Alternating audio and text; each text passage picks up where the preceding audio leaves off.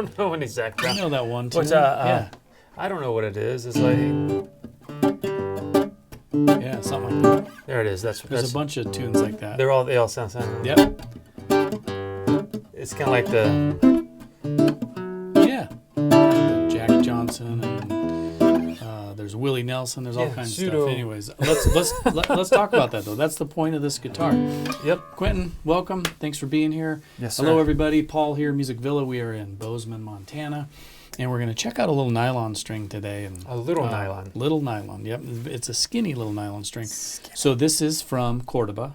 Mm-hmm. And this is kind of a limited run to, it's an exclusive for a certain amount of dealers that only get this model. So it's kind of a unique one. Spalted maple on the back and sides. Yeah. It's a thin body nylon string.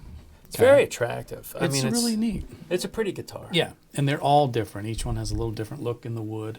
But cutaway, it's got the Fishman pickup in it. And, you know, this is kind of it's a crossover kind of guitar because it's not a traditional nylon string, right? No. Which would be a wider guitar, no cutaway, no electronics and all that. It's not quite a fusion either because the nut width on this one is still the classical nut width. Yeah. It's still a 2-inch nut width. So sometimes when, you know, nylon string builders make these thinner bodies with cutaways, generally they might make it a little smaller nut width. Right, to make it so you don't feel like you're stretching across this very wide fretboard. But you can feel it. I mean, it's a wide fretboard, which I don't mind so much. Yeah, I knew you would. But some folks, it takes a little getting used to. Yeah, but it's a neat way to dabble in classical, you know, it's just fun. You get the sound, you know, that you just can't get any. Yeah. Let's add the pickup in.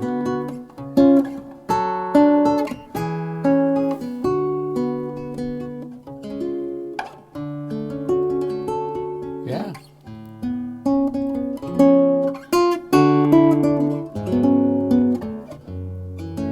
That is fun. See, that makes me just want to get one of these and go home and learn classical. It's cool. It sounds good. And then did you notice we plugged it into a Fishman amp here? It's a little bit of reverb on it. And that's just fun as can be. So there's your... Yeah. For those folks that can do the percussive stuff that I always found the flamenco style. Yeah. You know, there's players that really incorporate that into their acoustic. Yeah. I mean, you know who they are. Oh, yeah.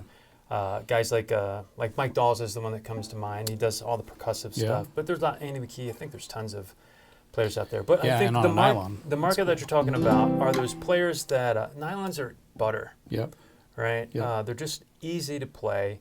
Once you get comfortable with a wider fretboard, which, you know, in some instances people think it's a stretch, but the way I look at it is the spacing, the extra spacing between the strings helps avoid that muting and the you know, where you're touching two strings accidentally with your one finger. Well, the single notes are a lot easier. Chords is a little different for people, right? Doing chords because it's a flatter radius and it's wider. Yeah. You have to, and you can't really push. You got to be softer, otherwise you roll them out of tune. You right? can push too hard, but you know, well, the first step is, if I can get the chord out of the way, right, is go back to all those pictures when you see those classical players holding their guitars like this with the neck up, or the really great bass players, you know, they hold it more vertical. And the theory that I always heard, and somebody will correct me if this is complete hogwash, but you know, when you're down here, it's you need to curve your wrist around to make your chords, right? And it can be challenging. People play very well like that, but I think for the most people, the reason you see the classical guitar players up like this is because the further parallel or you know, straight up and down your neck is, the easier it is for your fingers to make the stretches and connect, because you're not having to arch your wrist around. You can just come up and grab it. But in rock and roll, it just doesn't look cool. It doesn't look cool. But I mean, you see jazz players, they always have their jazz, it looks cool. They always have their guitar like way up high on their chest, and they're always up here like this because of the alleged improved dexterity you can get. But what sounds cool?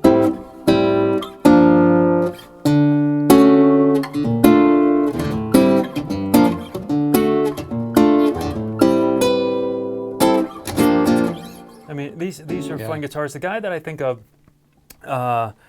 when I think of nylon string monster players, and he plays everything, but If you haven't seen him yet or checked out his YouTube, and I've mentioned him to you before, Sylvan Luke. Okay.